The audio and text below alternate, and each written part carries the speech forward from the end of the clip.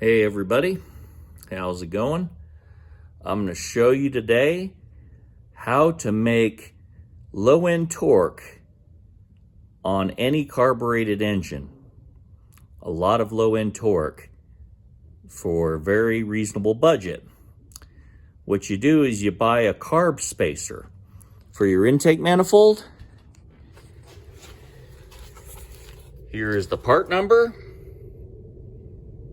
You can find them on eBay, RPC, R9137.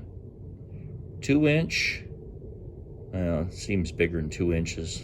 It looks pretty big to me. 2-inch carb spacer, comes with hardware, and I will show it to you as it looks on the engine.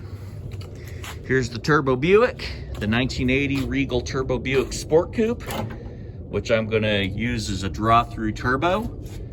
Here's the carburetor spacer.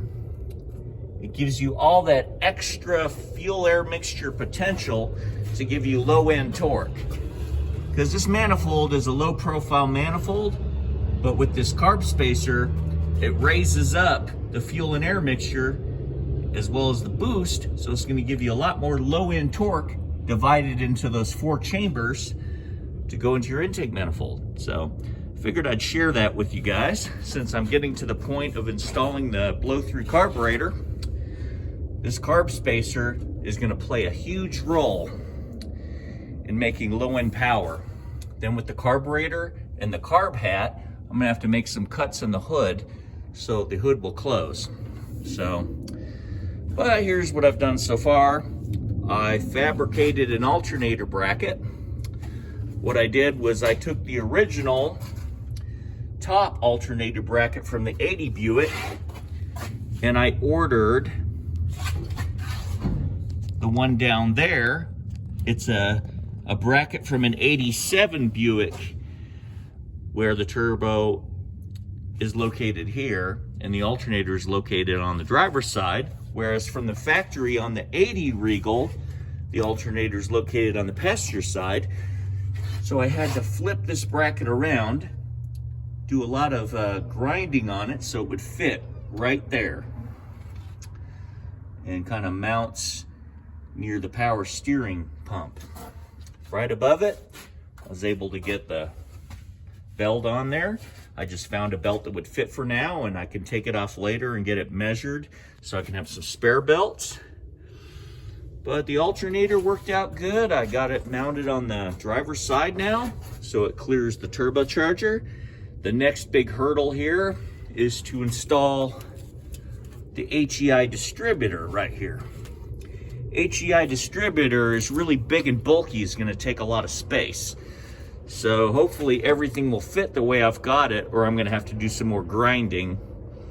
I'm having a hard time finding an intake that'll fit this. So what I did is I ground the turbo's compressor face down to leave more room for an intake tube or an intake low profile performance filter. I also got the water neck installed and the blank offs right there. Blank offs. So those are for water lines. I've also got to block off some other water lines because I'm not going to run my heater core.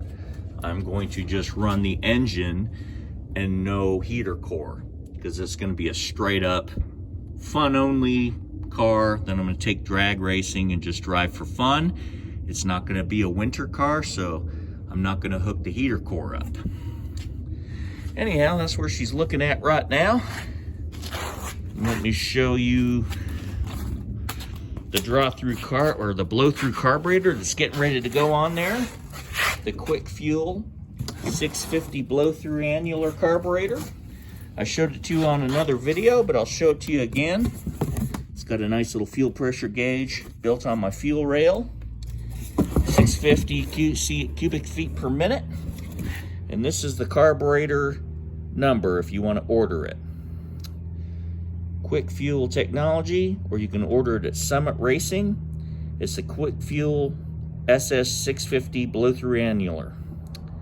650 CFM, which is more than enough CFMs for a boosted 274-inch Buick stroker. Now I'll be making lots of adjustments, putting it on, fuel air mixtures, possibly jet adjustments if I need to. But so far, that's where we're at on the Turbo Buick. It's coming along, but I wanted to share that interesting idea for everybody that has carbureted cars. If you want some more low-end grunt, add a carb spacer to your intake manifold, at least 2 inches, so it gives you a lot more low-end torque. So, and better fuel atomization before it hits the manifold because you got more space. So I hope you enjoyed this, and take care and have a great day.